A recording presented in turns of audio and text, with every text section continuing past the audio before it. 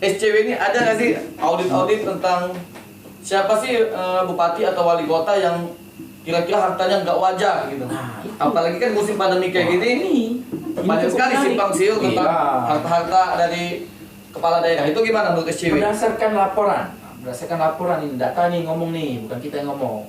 Itu kekayaan bupati wali kota di Sumatera Selatan di tahun 2019-2020 itu yang tidak wajar.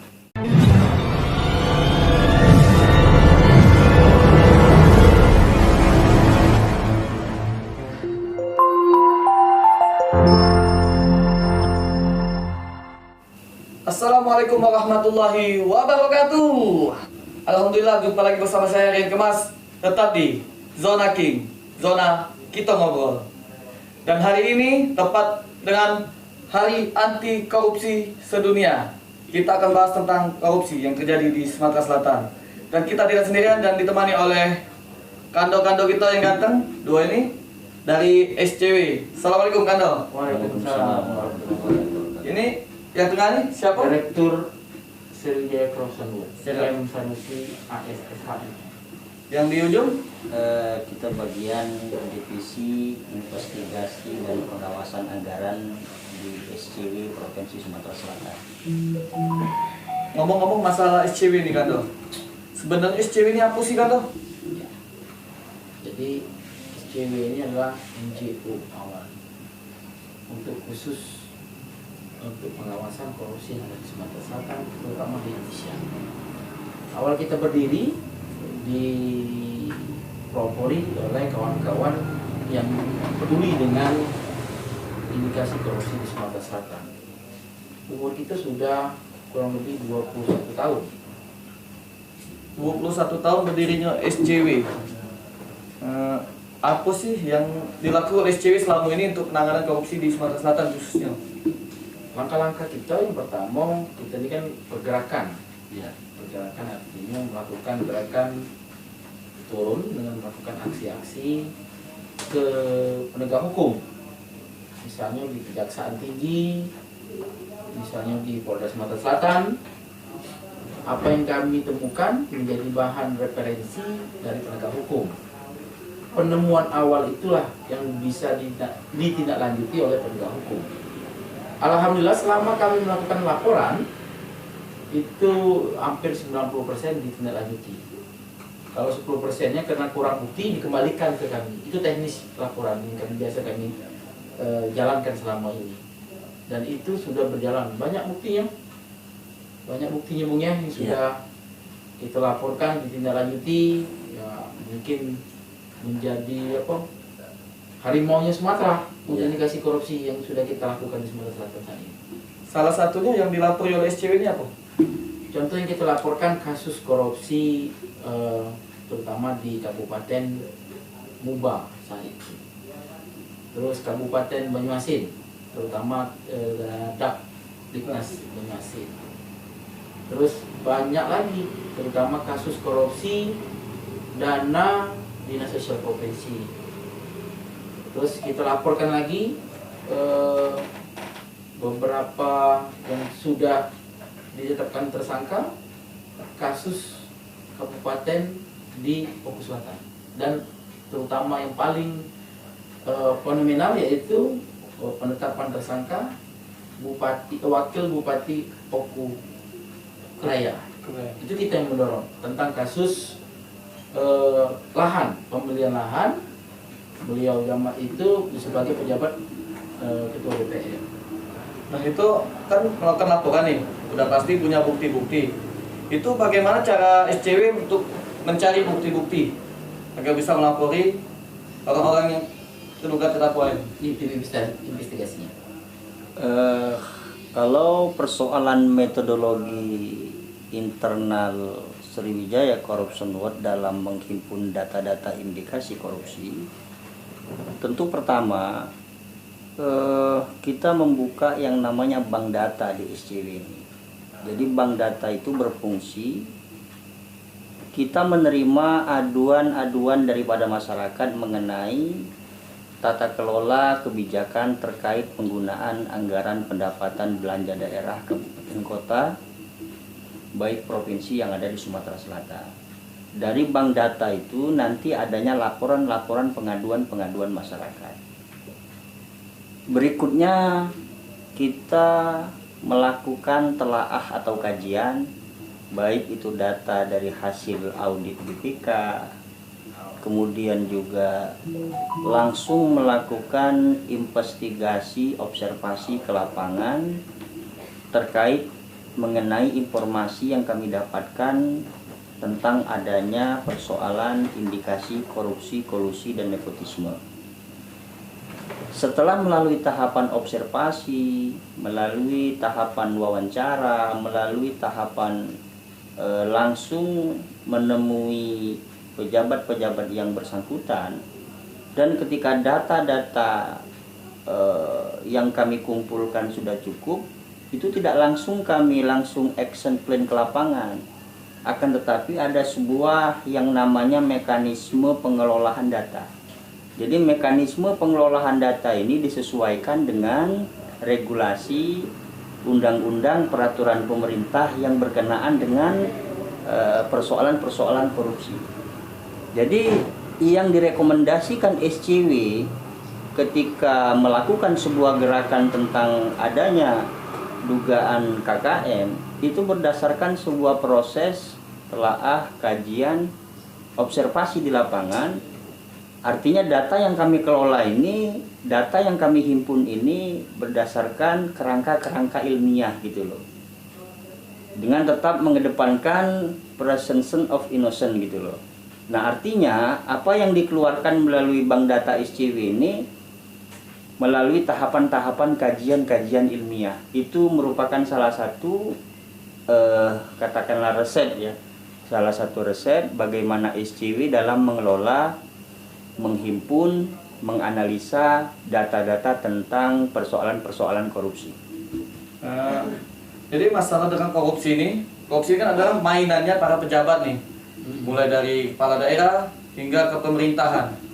Pernah nggak sih selama melakukan evaluasi atau mencari bukti-bukti, SCW ini mendapat ancaman atau gimana gitu dari para tersangka-tersangka ini?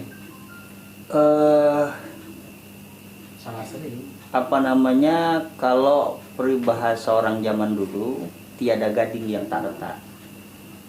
Artinya konsekuensi logis dari sebuah kerja-kerja organisasi internal SCW dalam hal giat anti korupsi yang ada di Sumatera Selatan, persoalan intimidasi, persoalan teror dan lain sebagainya, ketika kita melakukan upaya pengumpulan data itu, yang namanya intimidasi, teror, ancaman dan lain sebagainya itu ada.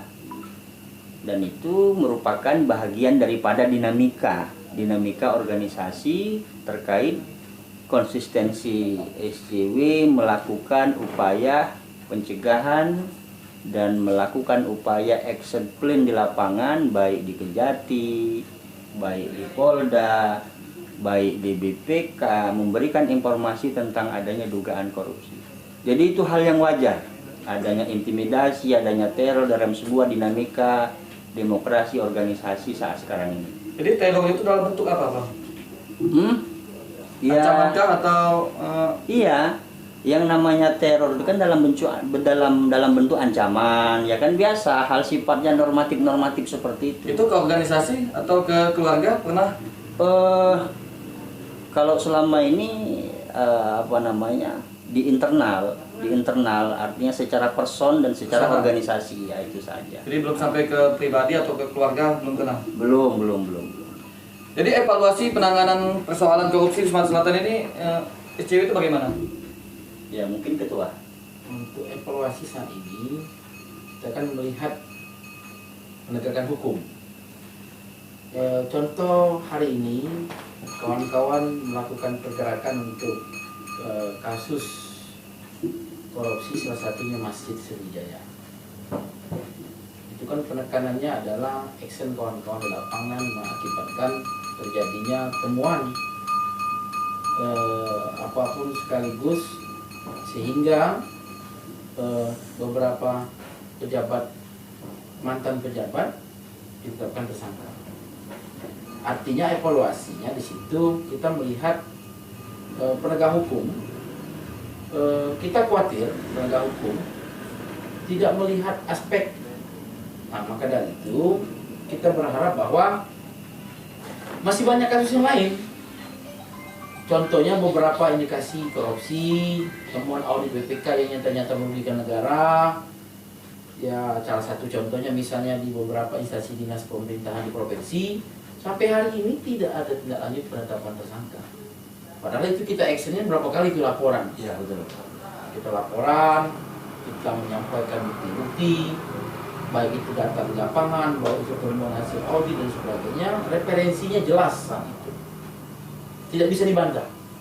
Nah, sampai hari ini kami masih membuat catatan bahwa penegak hukum masih banyak PR. Kita hanya legal standing untuk menyampaikan sebagai organisasi, sebagai pemantau korupsi, tapi kan tidak bisa menyimpulkan, tidak bisa menindaklanjuti itu penegak hukum. Nah, sampai hari ini catatan kita bahwa kita belum melihat secara nyata penegak hukum dalam hal ini kejaksaan maupun kepolisian referensi untuk menetapkan tersangka yang kita inginkan 60% belum tercapai. Bicara tentang 60% dan Masjid Sriwijaya, itu menurut SCW itu sendiri, itu semua tersangka sudah tertangkap atau belum? Sampai hari ini kalau kita melihat belum Semua tertangkap? belum. Tapi saya berpandangan lain. Berpandangan lain artinya Masjid Sriwijaya ini harus ada melihat aspek kemanusiaannya, ada aspek agamanya, ada aspek moralnya. Karena sampai hari ini perbedaan antara yang melakukan indikasi korupsi di masjid, indikasi kerugian negara, indikasi pos mana yang dirugikan, substansinya masih bingung. Artinya kita dikhawatirkan. Nah, ini dikhawatirkan, ini beda nih, indikasi korupsinya beda. Kita dikhawatirkan dalam posisi di Masjid Sriwijaya ini takutnya tidak menjadi suatu contoh bahwa penegakan hukum itu betul dan benar. Kita minta tuh yang nyata. Yang nyatanya seperti apa? Hasil audit membuktikan bahwa ada kerugian negara cukup besar. Nah, itu diproses. Selalu seperti itu. Nah, ini yang kami inginkan dalam penegakan hukum. Makanya di hari anti korupsi ini evaluasi kita cukup besar. Keinginan kita adalah agar supaya korupsi yang ada di Sumatera Selatan ini bukan bersih 100%. Betul. Minimal ada perubahan, ada tindak lanjut. Karena kita lihat bahwa contoh kecil, mantan Bupati Mubah melakukan OTT, jelas ini cukup nyata. Kenapa dilakukan OTT? Karena kos biaya politik ini cukup mahal. Betul. Nonsen, nah ini mustahil kalau bupati, wali kota, saya yakinkan ya, tidak akan melakukan korupsi. Kenapa? Kos biaya cukup besar. Siapapun yang ingin mencalonkan bupati, siapapun yang ingin mencalonkan wali kota, dipastikan mengeluarkan biaya cukup besar artinya. Ketika ini dibenturkan dengan hal-hal lain, ya pasti setelah mereka menang ya gimana harus mengembalikan uang ini. Jadi kembali ke sini, menurut catatan SCW ini mulai panas nih obrolan. Dipastikan panas, aslinya udah hidup ya. Mati asli. Ini udah dipastikan baik kepala daerah dari bupati hingga gubernur itu kemungkinan besar nih, bukan ini. Semua korupsi. Pasti. Kenapa saya nyatakan pasti? Ya kan? Ini logika nih. Kita nih mau calon bupati, calon wali kota lah. Si Bang Mukri ini mau calon wali kota. Hitung-hitungan nih. Hitung-hitungannya biaya perlu berapa? Pembelian untuk parpol berapa? Untuk estimasi pergerakan berapa? Totalnya hitung-hitungan hampir lah sekitar 100 M. Uang Gaji gak seberapa. Menang nih, Bung Mukri nih. Menang wali kota Palembang. Cak mana nak balik ini? Ya kan? Logikanya nih. Nak mana balik? Ke duit aku harus balik nih cerita nih. Ya. Itu logikanya. Wajar. Kalau bupati ngambil pi proyek 10-15%. Terjadilah contohnya di Kabupaten Muba. Ialah mantan Bupati Muba. Ya. Kita temukan bahwa UTT 1,5 itu cuma 10% dari pagu proyek. Kalau dilihat secara awam memang normatif, normal-normal saja. Ya. Tapi kalau menyangkut tentang penegakan hukum itu melakukan rugi negara. Nah itu yang terjadi saat ini. Ya. Nah, kalau bupati, wali kota tidak melakukan korupsi, boleh kita berdebat dengan mereka. Saya yakinkan itu, contoh kecil ya. Saya yakinkan bahwa itu terjadi besar. Karena gimana harus mengambilkan kos biaya politik yang cukup besar ini? Harus dikembalikan nih ceritanya nih. Kita bayar pada kena untung, apalagi gawe ini kira-kira itu kan. Jadi udah dipastikan hampir seluruh. Wah. Nah, jadi SCW ini ada nggak sih audit-audit tentang siapa sih bupati atau wali kota yang kira-kira hartanya nggak wajar gitu? Nah, itu. Apalagi kan musim pandemi kayak gini, banyak cukup sekali menarik. simpang siur tentang Iya. harta-harta dari kepala daerah. Itu gimana menurut SCW? Berdasarkan laporan ini, data nih ngomong nih, bukan kita yang ngomong. Itu kekayaan bupati, wali kota di Sumatera Selatan di tahun 2019-2020 itu yang tidak wajar. Oh, kalau tidak wajar itu artinya Ya. Ya. Melebihi kapasitas.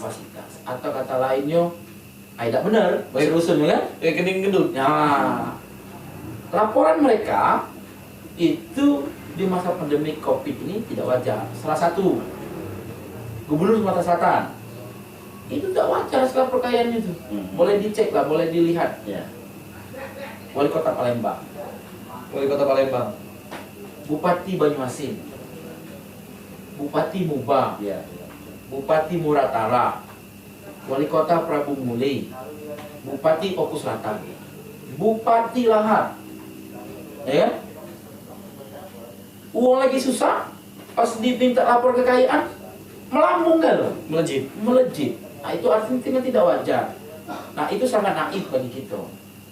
Alangkah baiknya itu coba dievaluasi lagi. Sistemnya mungkin sistem kali ya. Sistem pemilihan bupati wali kota. Karena kos biaya cukup besar ini yang mengakibatkan pasti berbondong-bondong harus mengembalikan lagi nih uang saya, kira-kira begitu. Yang pasti data yang diterima oleh SCW itu Cukup jelas. cukup mengejutkan ya. Iya. Bahwasanya mereka terindikasi harta tidak wajar. Tidak wajar. Jadi untuk langkah selanjutnya yang dalam hal anti korupsi ini apa tindakan SCW? Nah, dalam hal ini makanya kami hari Kamis 9 Desember akan melaporkan ini kepada KPK. Demo. Ya. Ya. 9 Desember kami akan demo di KPK untuk KPK memanggil. Memanggil sekaligus memeriksa sekaligus melakukan evaluasi kepada Bupati, Wali Kota, Gubernur Sumatera Selatan dalam hal kekayaan yang tidak wajar ini. Mereka melaporkan ke KPK tidak wajar, sehingga kami minta KPK untuk manggil juga. Sekaligus membagikan stiker, sekaligus memberikan data kepada KPK, ini layak untuk diperiksa di masa pandemi ini. Itulah yang kami lakukan untuk pergerakan 9 Desember ini. Jadi berapa anggota yang mau berangkat ke Jakarta? Kurang lebih hampir karena masa pandemi sesuai dengan kesepakatan dengan pihak keamanan minimal sampai 10-15 orang. Artinya kita berangkat kurang lebih 15 orang. 10 atau 15 orang. Itu kalau dana SCW sendiri dari mana? Kita ini dana kebetulan kemarin ada sejenis NGO funding ya, dana funding. Karena kita bekerja sama membuat laporan sehingga dana kita juga masih dipertanggungjawabkan untuk dana funding itu sampai hari ini. Menyebut stiker tadi, itu stiker apa sih yang mau dibagikan? Ini stiker kita yang kita bagikan untuk anti korupsi. Ini Korupsi, dua ya. macam, Ya. dua macam yang kita bagikan. Ini warna merah, ini bukan partai ya? Bukan ya. Ini warna merah, itu warna hitam. Ya. Judulnya beda-beda. Ya. Oke, mengingat waktu yang sudah mepet ini, menurut SCW, siap di tahun 2021 nih, siapa sih koruptor terbesar di Sumatera Selatan? apa namanya, sangat kurang elok bagi kita untuk menyebutkan nama inisial juga, tapi setidaknya begini sebagai stressing penekanan bahwa SCW sebagai organisasi penggiat anti korupsi yang ada di Provinsi Sumatera Selatan, pertama mengedepankan aspek edukasi kepada publik Sumatera Selatan melalui pelatihan sosialisasi internal, pemahaman terhadap bahaya korupsi, kolusi, dan nepotisme. Berikutnya, upaya-upaya yang dilakukan oleh SCW ini merupakan bahagian dari rasa terpanggilnya bagaimana kita menciptakan tata kelola pemerintahan yang bersih yang ada di Sumatera Selatan. Nah, catatan SCW bahwa fenomena maraknya persoalan operasi tangkap tangan yang terjadi di Indonesia ini dan persoalan-persoalan korupsi yang ada di Sumatera Selatan ini menjadi sebuah catatan rekomendasi SCW bahwa harus adanya materi yang masuk ke tingkat lembaga pendidikan mengenai anti korupsi, mulai dari jenjang SD, SMP, SMA sampai perguruan tinggi. Ini salah satu rekomendasi SCW. Tadi sudah disampaikan oleh Pak Direktur Eksekutif SCW secara umum, secara sistematis tentang melonjaknya harta pejabat yang ada di Sumatera Selatan di masa pandemi COVID-19. Saya pikir sangat kurang etis kalau kita menyebutkan nama, menyebutkan inisial. Jadi biarlah ini menjadi sebuah catatan bagi SCW ketika akan disampaikan di KPK Republik Indonesia. Sekaligus SCW memperingati Hakordia, Hari Anti Korupsi Sedunia, 9 Desember 2021 di Jakarta. Mungkin itu tambahan dari saya.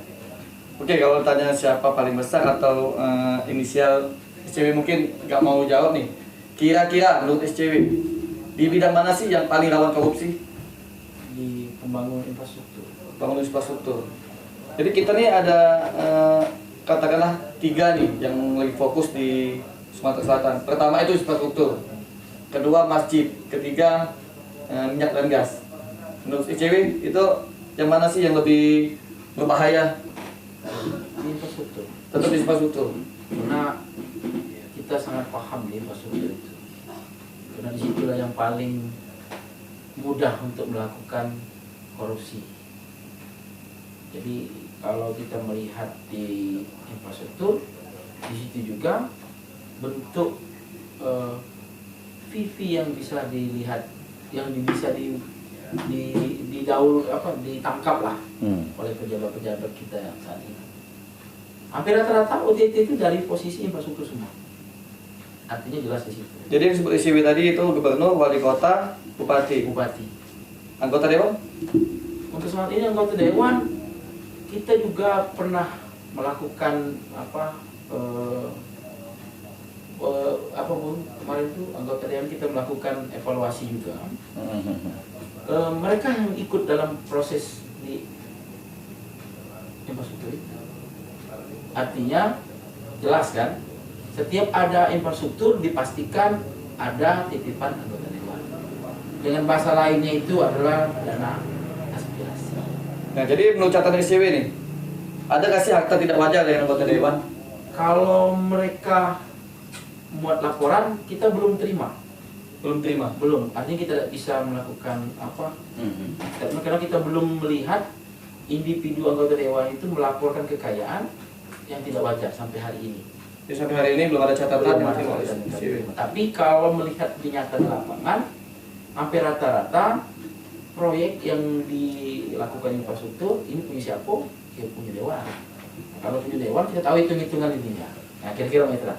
Jadi di tahun 2021 Bank Data SCW ini sedang mendalami mengenai aktivitas anggota-anggota DPR yang ada di Provinsi Sumatera Selatan.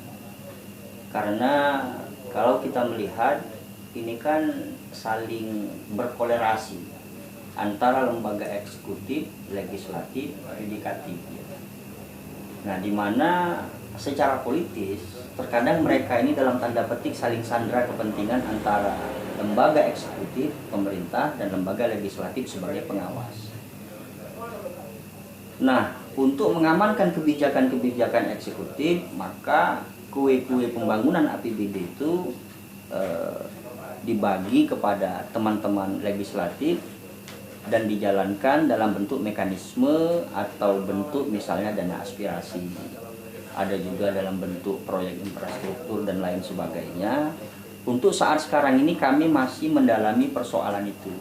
Nah, untuk kedepannya mungkin setelah data-datanya dikatakan cukup, kita baru bisa berkomentar tentang itu. Oke Bang, buat catatan terakhir nih, apa sih masukan dari SCW buat pemerintah atau buat masyarakat di hari anti korupsi ini? Ya, silakan. Itu domainnya kedua, Pak Direktur. Perlu disampaikan kepada kawan-kawan bahwa Sriwijaya Corruption Watch ini tidak fokus di korupsi saja. Kami melakukan pendampingan Ya. kepada masyarakat yang membutuhkan. Hampir rata-rata di Sumatera Selatan ini sudah kita damping, mulai dari Lahat, mulai dari Palembang, mulai dari Banyuasin. Terlepas hal-hal yang lain, hampir rata-rata selesai dengan baik, dengan benar. Contoh terakhir, kasus di Gandus, tanah lahan warga Musuh Abdul Sahab, itu SCW yang damping. Artinya kita tidak konsen juga di korupsi, tapi kita pendampingan karena di ADRT kita cukup jelas dan cukup akurat, baik itu indikasi korupsi, baik itu pendampingan. Yang di Gandus kita selesai, dinyatakan bahwa pihak musuh sudah ditetapkan tersangka dalam pasal penyerobotan, pengerusakan dan sebagainya. Sekarang ditahan di Polres Sumatera Selatan. Yang terakhir, catatan kita bahwa di hari anti korupsi ini kita berharap kepada pemerintah, kepada yang melakukan pengelolaan uang negara. Pengelolaan uang negara ini ialah baik itu bisa masyarakat, baik itu bisa pemerintah, baik itu organisasi. Ya. Tolong diingat, sekecil apapun kerugian negara, sekecil apapun itu pungli, bahwa itu masih diindikasikan korupsi. Iya. Nah, maka dari itu jauhkan korupsi sedini mungkin, pencegahan sedini mungkin, maka akan jaya Indonesia. Ya. Maka dengan harapan ini di hari anti korupsi di tahun 2021 ini, kami keluarga besar SCW berharap bahwa untuk terkhusus di Sumatera Selatan, ya mbok ingat-ingat, Ya. ya mbok ingat-ingat, Ya, ya. jangan banyak gini korupsi itu. Ya, ya. Dikit-dikit ya. Dikit-dikit baik, cuman yo wajar-wajar kira-kira kan. Ingat bahwa masih ada akhirat. Ya. Ingat mati lah kira-kira. Dan kita berharap bahwa jangan sok bersih weh kira-kira itu. Ya, Tapi ya. rata-rata kita melihat bahwa pemerintah ini sok bersih. Tapi pas kita nengok hukum terbalik, kekayaan tidak wajar. Iya, iya. Mobil berapa, gaji berapa, rumah berapa. Ya, Ya. sedikit ada simpanan berapa kan? Iya, iya. Artinya yo, jangan sok bersih pula. Itu bisa jaminkan Ya. bahwa setiap pejabat itu pasti ada hilafnya dan ada salahnya. Ya. Dengan hari anti korupsi ini kami minta ada yang namanya kesadaran dan kami minta istilahnya itu tobat lah kira-kira Bu. Ya, ya, ya. Nah, dengan tobat ini mudah-mudahan maka Sumatera Selatan bersih dengan korupsi. Iya. Kira-kira begitu. Oke baiklah, buat para pendengar dan pemirsa dari Zona King, saya Rian Kemas mengucapkan selamat Hari Anti Korupsi. Semoga Sumatera Selatan khususnya bersih dari korupsi.